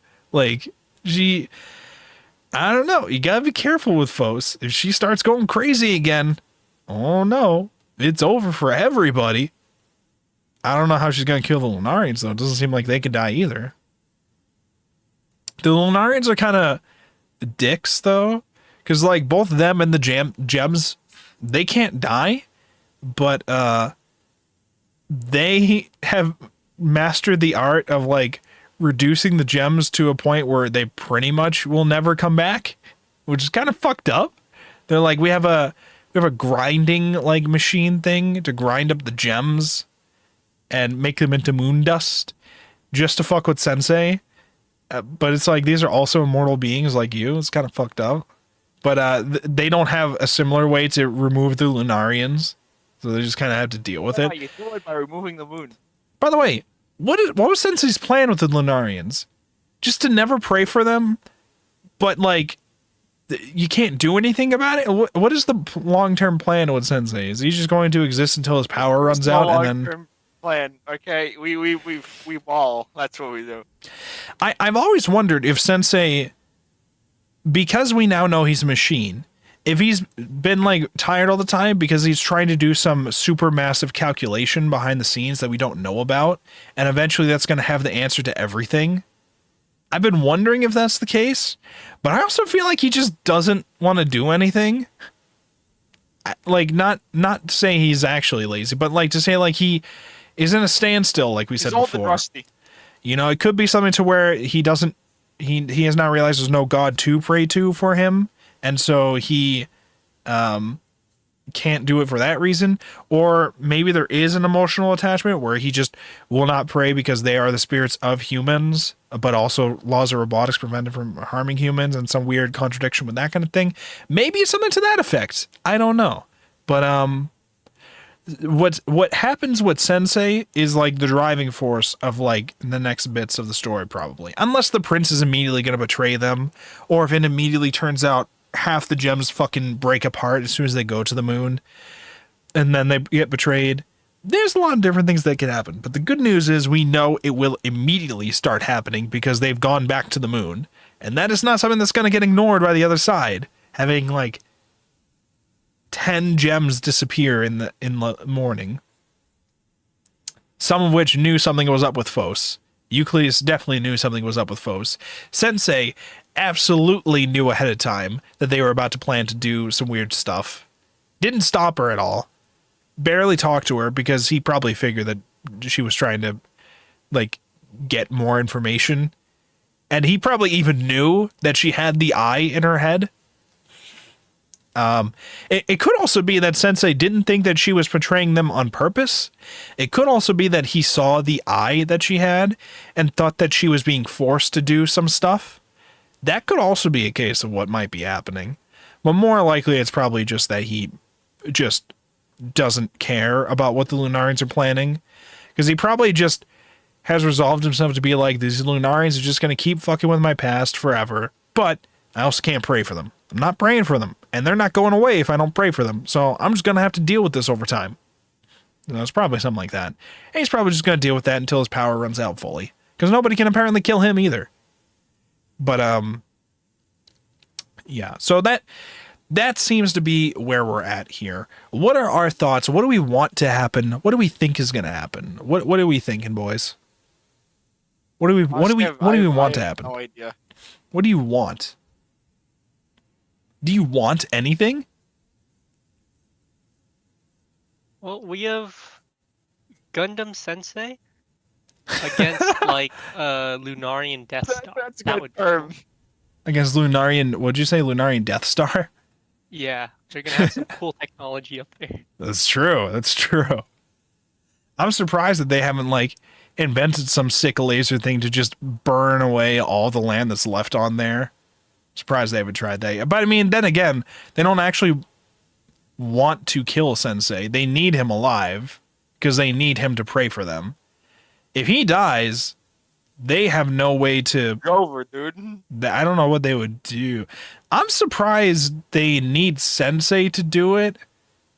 And they can't have... I mean, I guess it's because maybe he would actually know the correct prayers to use for them. But, like, they can't get the snail people to... Because in my mind, the snail people are closer to humans than the Lunarians or the gems or Sensei. Because Sensei is a machine. So technically speaking, the snail people seem like they would be closer to humans because they are like... They're not immortal beings, it doesn't seem like. At least as far as I could tell, they seem like actual animals. Like they have to actually eat food. Like, so they seem like actual snail things. Different forms of the snail things that we know, but you know, they're like, they feel like they are closer to humans than all these other things.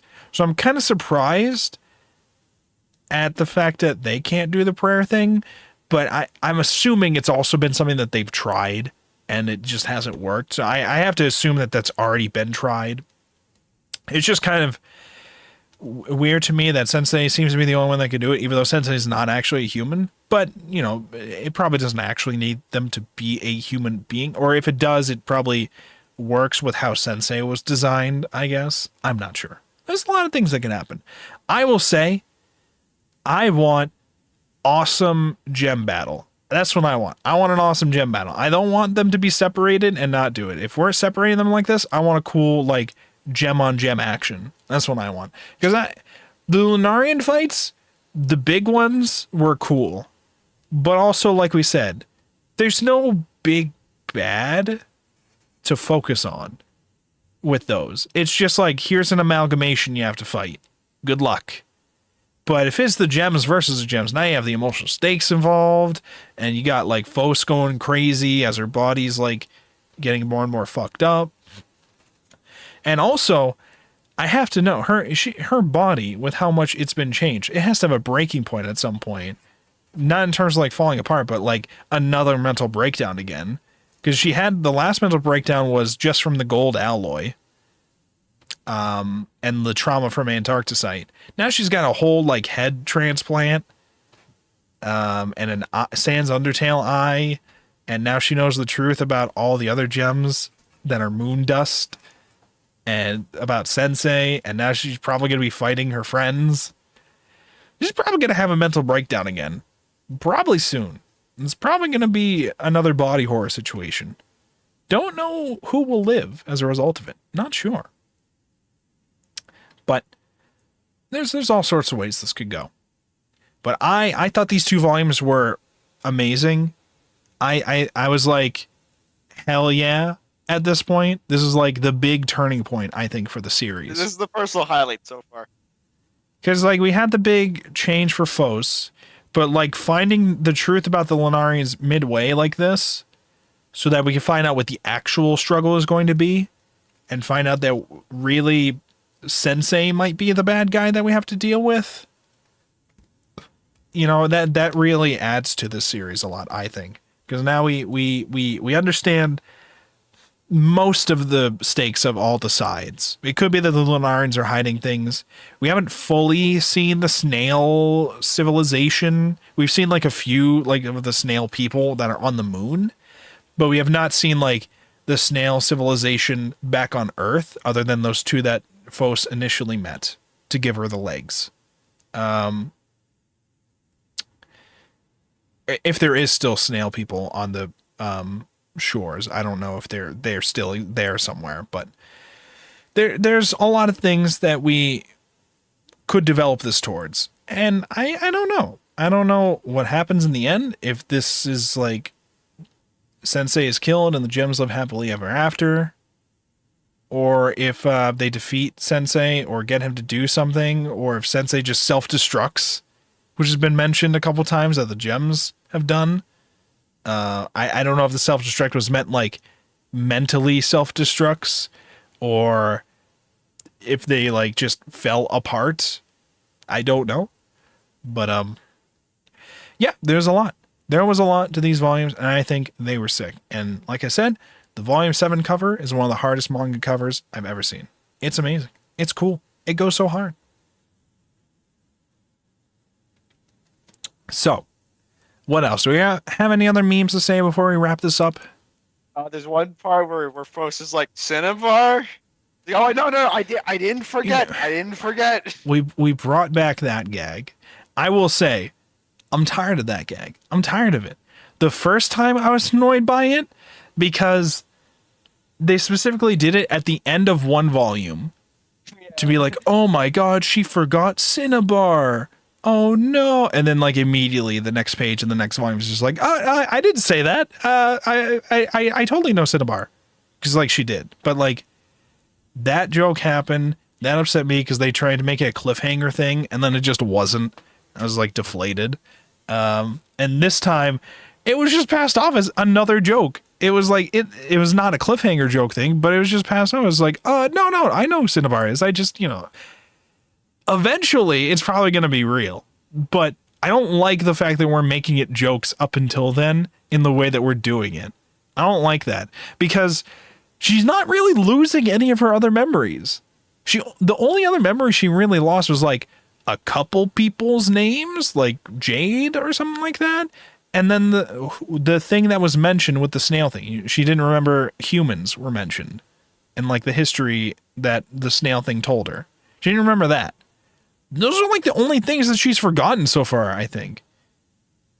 So if we're really trying to keep making this joke about her forgetting Cinnabar, I'm not going to give a shit when it actually happens. Because I don't feel... I think a big problem this series has is that it introduced that concept of when gems lose body parts, they lose their memories, and then didn't do much with it at all. So I don't feel that concern at all in any way, shape, or form. Because usually when gems are losing parts, it's either in Phos's case where she can replace those parts and doesn't lose her memory, or they're getting fully taken by the Lunarians, except for like a leg. So it doesn't matter. So we have not actually had interesting cases of the memory thing actually being used here. So I don't... The whole joke about her forgetting Cinnabar, I'm just like, when it actually happens, I'm not going to give a shit. I'm going to be like, wow, finally they decided to do it, and then like move on. Probably, unless it's done in like a more interesting way. But like, yeah, I don't know. Like, and the whole development with Cinnabar thing is just, what was it, last volume? She was like, I have a job for you. You can help me find the truth about Sensei. And she's like, that doesn't sound fun. You promised it would be fun. And then Phos is like, Very fun. Fuck, you're right. All right, I'll go back to the workshop. I'll figure something out. And Cinnabar's just in the background like, but if you want to just be partners, you could just ask. I'd be your partner still. Okay, no, just keep walking away. And Immediately, Carnivore comes in. It's like, hey, you want to be partners? Yeah, immediately partners up with Ghost Quartz at the time, who then became Carnivore. Learn your lore, God. Sorry, I forgot. And then when she comes back from the moon, or she says she's going to the moon the first time. She's like, I want you to come with me. LOL JK, I'm going myself first. And then like she starts walking away and Cinnabar is just like, don't go. She's like screaming it.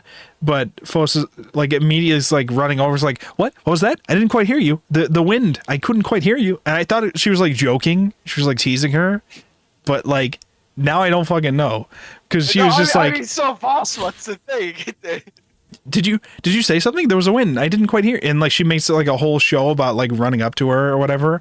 And then Cinnabar's just like, be careful. And then walks away. And that was the end of that scene. Vols is a little too observant, you know. Honestly, I would be surprised if she just fucking around. There was like some comedic scenes when like she was trying to convince Cinnabar to come with them to the moon later on, where she's like popping up like from the top of her cave constantly, the like next night or whatever, being like, yeah, but what about this? You know, why do you give a shit about Sensei like that? And why don't you go to the moon? They have stuff up there. Hey, come on, what has Sensei ever done for you? Oh, don't you want to like be part of these people or whatever? Like. She's like, it's like a little comedic thing where she's just following her around trying to convince her. But no, Cinnabar doesn't want to go. She'd feel bad for Sensei, so she's staying there. And now she's a part of Team Sensei, and then we have the Team Phos, or Lunarians. You have the Lunarians, and you have the Sensei teams of gems. Team Prince, Team Sensei. So, those are our rosters. Who will survive? Who will live? Who will be grinded up into moon dust? Anything could happen. Anything at all. But you know what won't happen? Sensei won't pray for the goddamn Lunarians. And that's the problem. He's motherfucking. That's the problem. Everything would be solved if he just would, but he won't. He said, I refuse. I do not pray. No love or prayers for the Lunarians. For the gems, though, that's my rock collection, okay? I gotta take care of them. But the Lunarians, no sir. Not in this house. Not this Buddhist house. Not in this Buddhist house. Is guys even ever Buddhist? think Cinnabar will ever get a friend? You know, it's tough to say. Keep going, no. I will say, I am actually surprised that Phos is like one of the only gems to try to reach out to her, it seems. I'm surprised none of the other gems give a shit to even try. But, maybe it's just easier because none of them ever interact with Cinnabar because she only works at night and lives in a cave herself. You kind of gotta go out of your way to do that. Yeah. So it's probably easier like that. And some of them might be scared because of her venom, but like I'm still just kind of surprised that Phos is like the only one that it seems like who has tried. Except I think Rutile sometimes communicates to her just to like tell her when hibernation starts, I think. But like that's pretty much it. I don't even think Red Barrel like designs outfits for her. I think she just is always wearing the one outfit that she has. I think. I haven't paid attention to notice that whether or not she's given different outfits. You know it's really fucked when you can't even get a Red Barrel fashion design. Like goddamn. No drip. Zero drip. And Bort didn't have much going on for her. She like showed up for some fights, but Bort didn't have too much going on in this volume. Bort looked like they were about to get fucking destroyed by Cicada. Like they grabbed Bort by the hair and were ready to crush like Bort, but then Sensei showed up and made them disappear. But like they didn't mean to actually do much at that time anyways, because they were just trying to either drop off Phos or like relay a message to Phos being like, hey, how's the mission going? Hey, is it going good? You still remember the mission, right? You know, the very important mission to betray Sensei, to get him to fucking pray for us, right? Things like that. I think realistically, we're gonna lose one of the amethysts. I definitely feel like that's gonna, because I feel like as soon as they were like, we have to learn, or one of them wants to learn what it's like to be separated, the other one's gonna die in some kind of way. One of them is getting grounded to fucking moon dust, or the other one's gonna, like, I don't know, fall into fucking Cinnabar's venom or some shit. I don't know, something dumb. One of them, once they talked about them being separated, one of them's gotta fucking have something bad happen to him. And then the true separation happens. Or when they're not separated, the gem battles happen, and the twins just kind of swap places in the factions when they go back to their camps. So funny. And they just fuck with each other. they don't have any like goal. They just want to fuck with everything. That'd be funny. Same. Amethyst wins. Memory. That would be the smart. Like the Lunarians have an amethyst. Sensei's like, but we need information about what's going on their side. So like they captured the one amethyst twin and have the other one sneak back there, pretending to be her. That would be cool, like information warfare like that. But like I said, he has to already know. Maybe he noticed with Phos's eye that that's like a spy camera thing, but he definitely knew that she was already up to something. So, all right. Well, that was a lot. Do we have anything else we want to bring up or mention before we wrap up the stream? This panel where Phos is like looking at her new appearance. Let's see. Oh yeah, the like first thing she said was, "I'm beautiful." Wow, great. She's like, wonderful. because she wakes up, she's like, I feel heavy. And it's just because she has like long hair now. He's like, why do I feel so fucking heavy? And it's just because she has long hair and a different head. And she's like looking at her reflection. She's like looking down, up, down, oh, I'm beautiful. How did this happen? We thought she was gonna like freak out or something over it, but she's just like, whoa, this is an upgrade. God damn. Damn, looking good. God damn. You know what? 100 years? Worth it, baby. And then she got the Lunarian drip. And the short hair. Again, I don't know how I feel about the shorter hair. I think it's fine. I think the longer hair was better. The short hair. No, you're right. The short hair. The short hair they totally did. Because the fern hair. I see from Fern from Freeman. Right. Yeah, the short hair is definitely done to give Phos a more unique look despite being Lapis's head, but I don't know. I like the longer hair better, but that's whatever. Anyways, any other memes we want to mention before we wrap up? I think that's everything. Turndo, anything you want to mention? I think that's it. What do you think is going to happen, Turndo? I mean, besides what we covered, I don't think there's much else to say. We're gonna lose an amethyst. Gundam Sensei's got something up his sleeve. Phospholite's gonna lose a heart or something. Probably. Listen, her torso's the only thing. They mentioned that earlier, actually. Her torso's the only thing left that's her, right? So. I forget. Yeah, one of the translator notes explained too the like whole scene where Prince has her take a bite of like the food, the Lunarian food. It's supposed to be like symbolic of like the like folk tales where like if you eat something from hell your like soul is doomed for hell or something like that, or like you're stuck there. So it's supposed I remember that being like a Greek thing too. Yeah, definitely, yeah. So it's supposed to be like a potential folktale thing for that. Specifically, the translator notes mentions the Japanese version of that kind of tale. The Yomotsu Hegui, meaning eating from the kitchen of Yomi. So, yeah. Yeah, so there's things like that. There's also a mention of 49 days, which I guess is like a Buddhism belief about reincarnation. After you die, you spend like 7 weeks before after dying before you actually reincarnate, so that your spirit wanders the afterlife before returning to the world of living. So Buddhism is an isekai, is what you're telling me. Yeah, basically. I mean, reincarnation also. And that's supposed to be like how long she was on the moon for.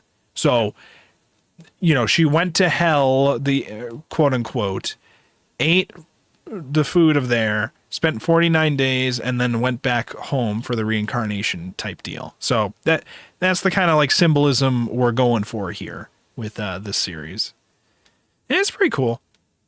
So I do like now how the end of the volumes, I don't remember if they did them in the last ones. The official volume releases, after the bonus memes and translator notes, they are now showing the Japanese arts. They show the Japanese inside cover art, because usually with Japanese manga, they have like a book cover, and then you can like take off the cover and there's like art on the inside book itself. So you can take off the plastic cover, there's more art inside. So it shows like the inside cover art for the Japanese edition. and then it shows the like volume 8, some of the volume 8 full art stuff, or like the extended art for the covers or alternate covers, and like some of them will just show like that kind of stuff, and they look really cool.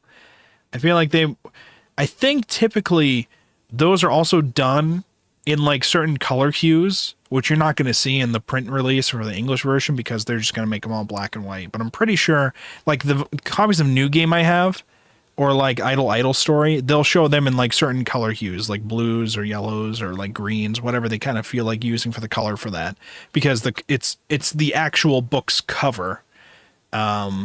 Whereas the main cover that you see the cover art for is actually just a plastic book cover over the actual cover of the physical book or something to that effect. You understand what I mean. Anyways, cool stuff going on. Land of the Lustrous. Will Phos and the gems on the moon live or be betrayed?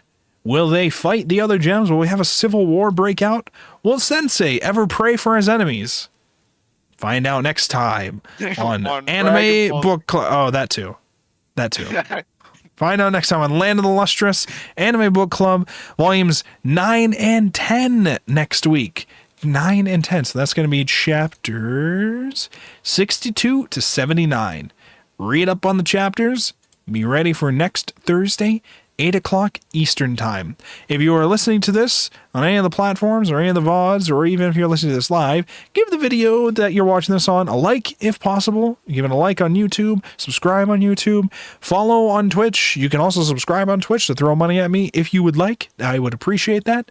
If you're one of the very few loyal fans on Kick, you can like on there too. All these platforms, if you're watching this on a VOD somewhere, you can join us on any of these things at youtube.wolfborg.com, twitch.wolfborg.com, or kick.wolfborg.com every Thursday at 8 o'clock.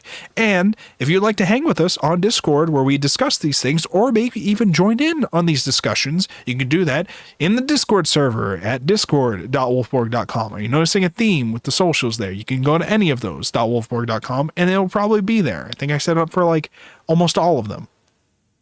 So that should be all for this week. Thank you so much, everybody, for tuning in. Thank you so much to my guests here for showing up to talk about it. And we'll be back next week for more Land of the Lustrous. Goodbye, everybody. Goodbye, stream. Goodbye, stream. Goodbye, stream.